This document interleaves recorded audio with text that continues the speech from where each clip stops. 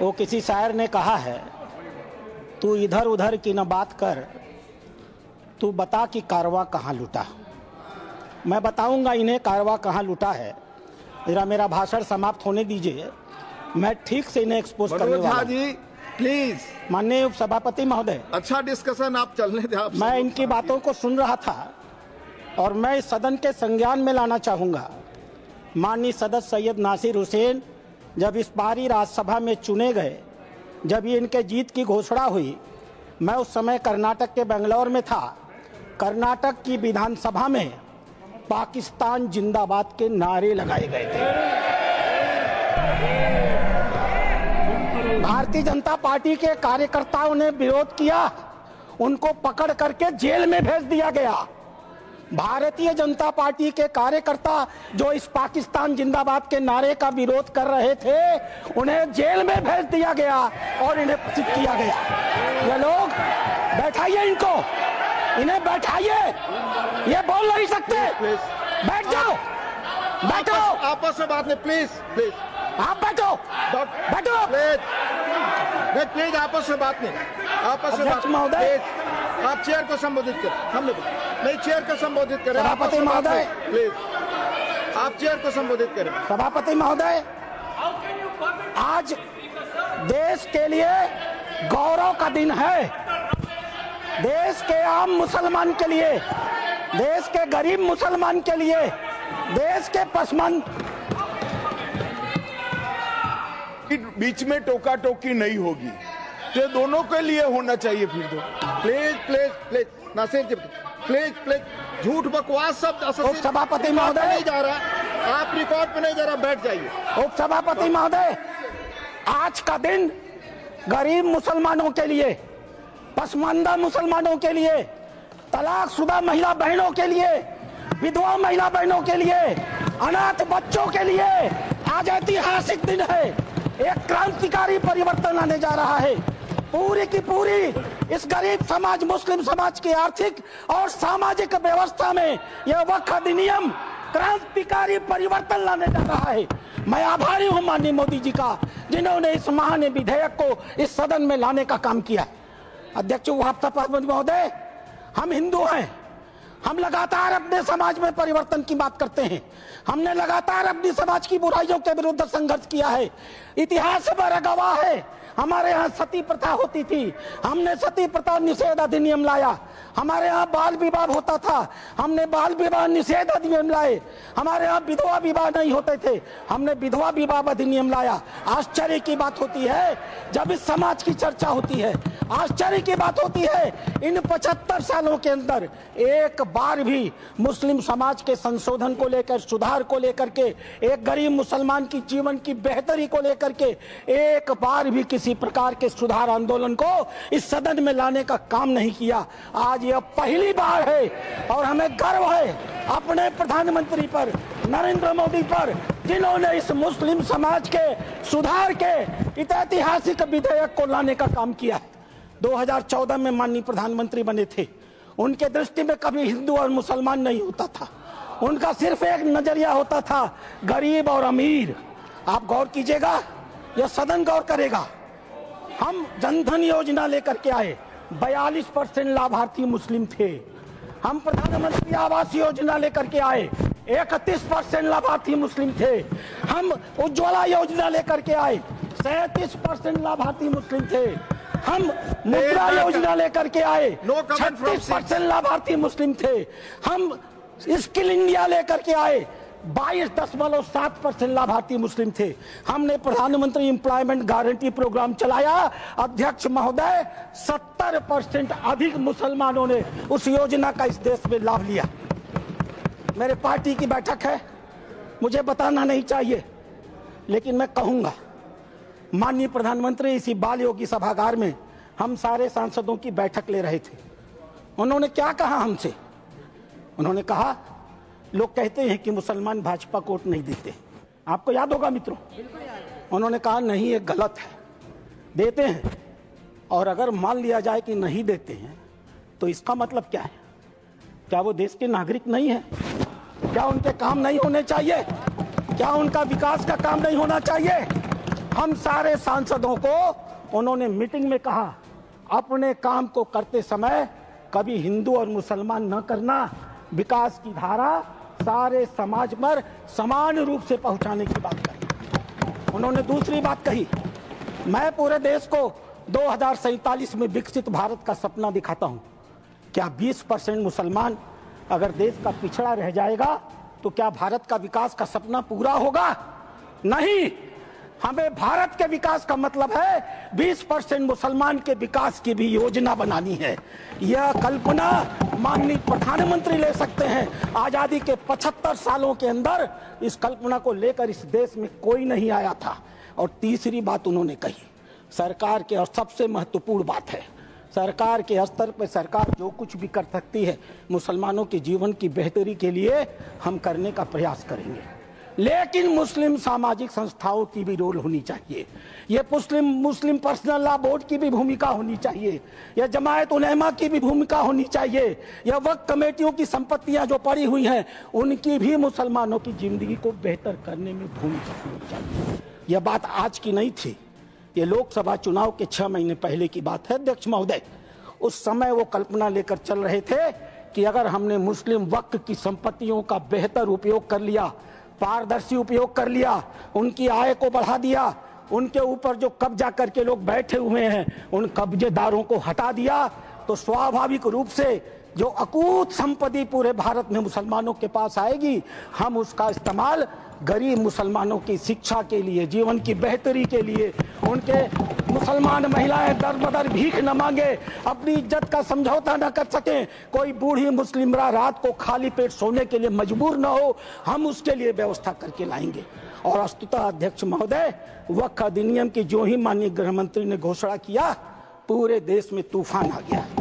आश्चर्य होता है, वक्फ की घोषणा भी नहीं हुई, कानून सामने भी नहीं आए, विरोध शुरू हो गया। तुम्हारी मस्जिदें कब्जा कर ली जाएंगी, तुम्हारे दरगाह कब्जा कर लिए जाएंगे, तुम्हारे कब्रिस्तान कब्जा कर लिए जाएंगे, तुम्हारे मदरसे कब्जा कर लिए जाएंगे। मैं एक पत्रक लेकर के अध्यक्ष महोदय आया हूं। केरल और कर्नाटक की एक आतंकवादी संस्था है PFI, माननीय गृह मंत्री को आभार प्रकट करता हूं, उन्होंने बैन किया है। PFI की एक दूसरी संस्था है SDPI। आज SDPI, मेरे पास पर्चे हैं, मैं गृह मंत्री को सौंपूंगा और आपको भी दूंगा। आज SDPI पूरे देश में, मेरे पास राजस्थान के पर्चे आए हैं जहां SDPI सबसे कमजोर है। पूरे देश में पर्चे बांटे जा रहे हैं और बताया जा रहा है कि ये वक्फ कानून अगर आ गया तो मस्जिदों पर भाजपा सरकार कब्जा कर लेगी। आखिर क्यों? लेकिन ये लोग भूल गए, नरेंद्र मोदी किसी और मिट्टी के बने। आपके विरोध से वो डरने वाले नहीं थे। आप चाहे जितना भी विरोध करते, वो मजबूती के साथ एक आम गरीब मुसलमान, एक दलित, एक पिछड़ी महिला, एक अनाथ महिला, एक तलाकशुदा महिला, अनाथ बच्चों के साथ खड़े होने वाले थे और इसीलिए वो मजबूती से विधेयक लेकर के आए। अध्यक्ष महोदय, ये चर्चा कर रहे थे वक्फ बाई यूजर की। क्या होता है वक्फ बाई यूजर? हजरत मोहम्मद साहब ने क्या कहा था? आपके पास अपनी कोई संपत्ति हो तो दूसरों को भले के लिए दान करो। हदीसों ने क्या लिखा था? यदि किसी व्यक्ति के पास अपनी संपत्ति है, उस संपत्ति का एक हिस्सा वो दान कर सकता है, उसके लिए मुतवल्ली बना सकता है, उसके आय के साधन कैसे होंगे लिख सकता है, आय से होने वाली आय किस वर्ग के उपयोग में आएगी उसके भी निर्देश दे सकता है। What is this Waqf by user? किसने आपको संपत्ति दी? किसने आपको संपत्ति दान की? किसके मन में मनसा थी कि अल्लाह को दे दिया जाए? एक भी आदमी ने वक्फ बाई यूजर की संपत्ति वक्फ के अधिनियम के तहत नहीं दी। जैसे फिल्मों में गुंडे हुआ करते थे, जिस औरत पर हाथ रख दी वो औरत उनकी हो गई। इसी प्रकार से इन वक्फ बोर्डों ने भू माफियाओं की तरह काम किया। जिस जमीन पर हाथ रख दिया इन्होंने, वो जमीन उनकी हो गई। आज इस मानसिकता से ये काम करते हैं। जमीनों पर मैं कानून लेकर के आया हूं। अध्यक्ष महोदय, इसी सदन में माननीय सदस्य झूठ बोल रहे थे, असत्य बोल रहे थे। 1995 का यह एक्ट है, धारा 40, द बोर्ड में इटसेल्फ कलेक्ट इंफॉर्मेशन। बोर्ड स्वतः इस बात की सूचना इकट्ठी कर सकता है यदि उसे इसका कोई कारण महसूस होता है कि यह वक्फ की प्रॉपर्टी है। आगे क्या करेगा? and any question arises whether a particular property is a waqf property or not, whether a waqf is a Sunni or Saqf board, after making such inquiry as is deemed fit, decides the question. संपत्ति पर हाथ रख दो, किसी भी संपत्ति को वक्फ board की संपत्ति कह दो और वक्फ बोर्ड खुद ही तय कर लेगा कि वो संपत्ति वक्फ की है कि नहीं है, और जिस बेचारे की संपत्ति ले ली जाएगी उसको पता नहीं चलेगा। और अगला वाक्य क्या है?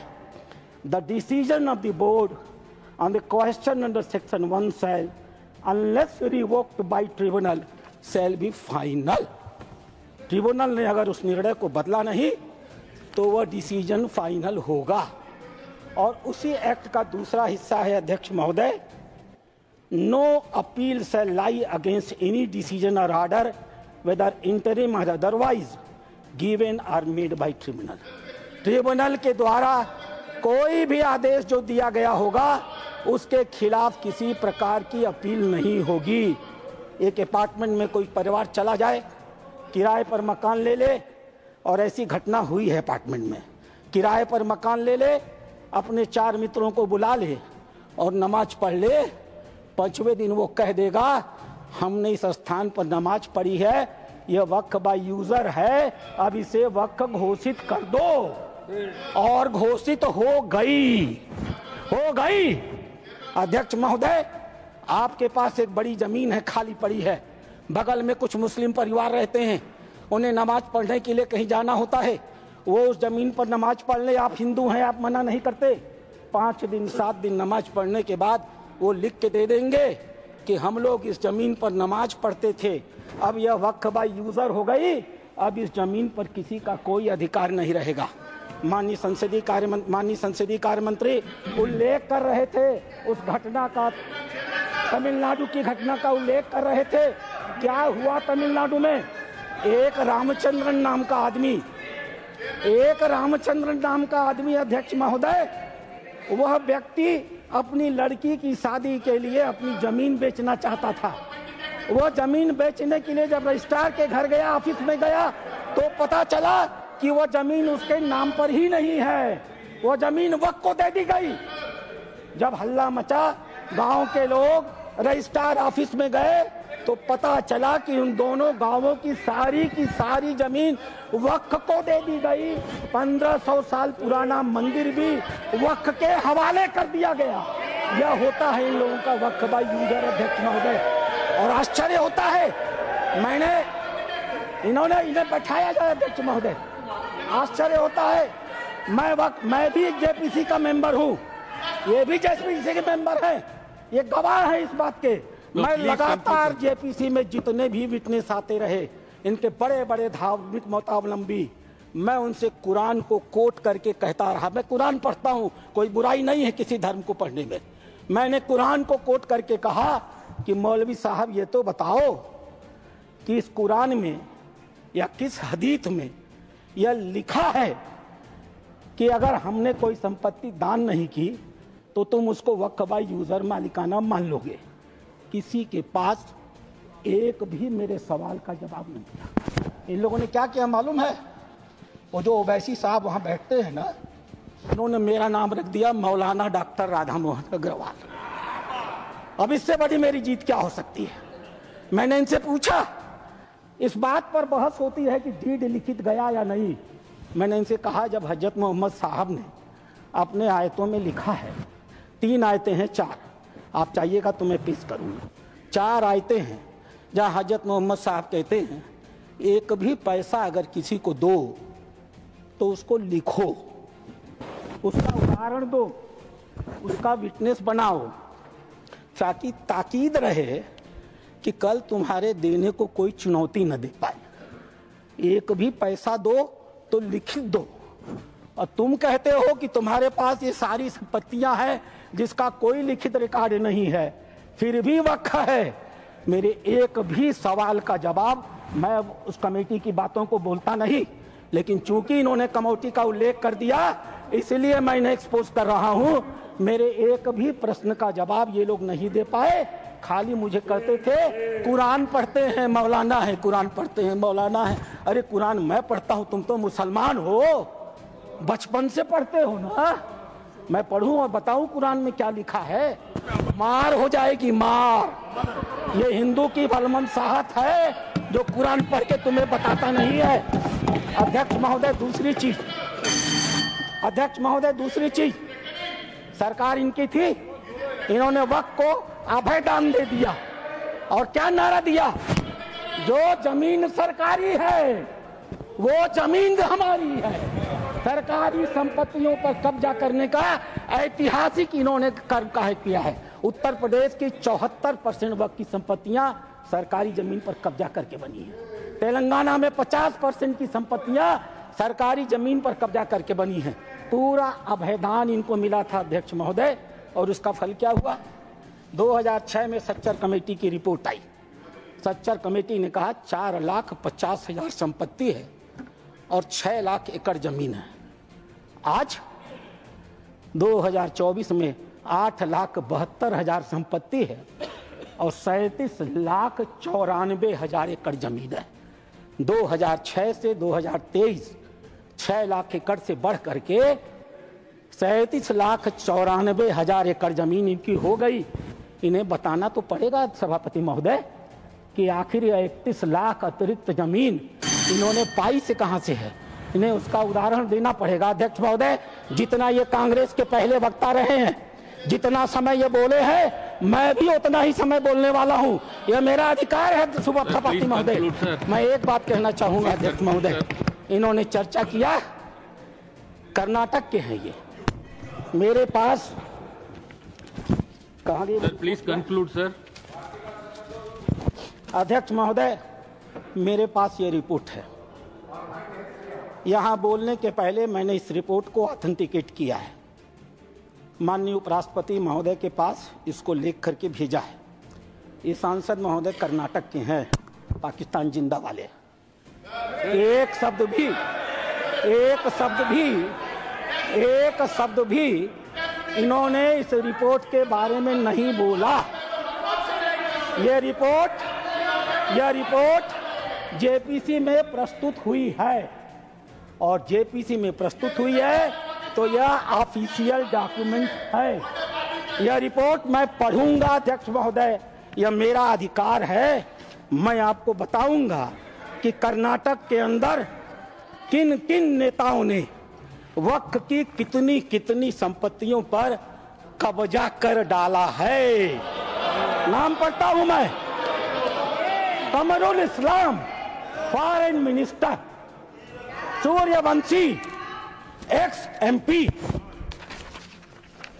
CM Ibrahim ex union minister, Rahman Khan ex union minister, Abdulla Sharif Waqf board official, NA Haris MLA, MA Khalid ex CO, Mumtaz Ahmed Khan chairman, Mohammed Sanaulla IAS, mister Sindhu Giri former minister, MF Pasha IPS, Khaneez Fatima MLA, CK Jaffer Sharief foreign minister, और एक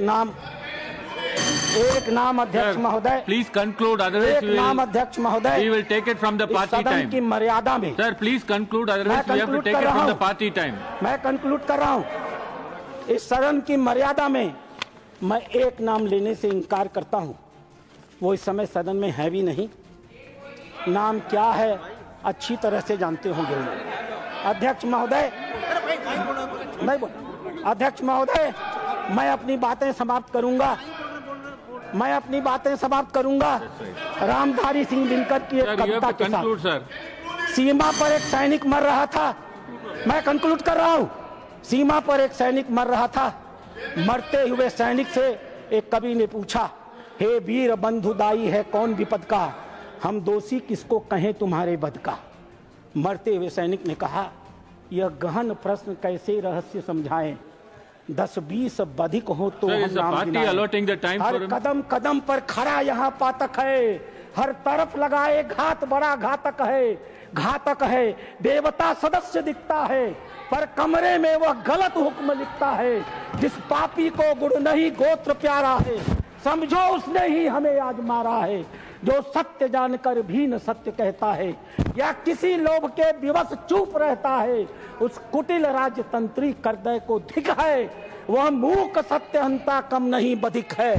चोरों के जो हीतु ठगों के बल हैं, जिनके प्रताप से पलते पाप सकल हैं। जो छल प्रपंच सबको प्रश्रय देता है या चाटुकार जन की सेवा लेता है, यह पाप उन्हीं का हमको सर मार प्लीज गया कंक्लूड है। सर। भारत अपने ही घर में हार गया है। फिलहाल तो राधा मोहन अग्रवाल के इस स्पीच पर आप क्या कुछ कहना चाहेंगे, हमें कमेंट करके जरूर बताएं। और इसी तरह के वीडियो देखने के लिए हमारे चैनल करंट तक को लाइक शेयर सब्सक्राइब जरूर करें।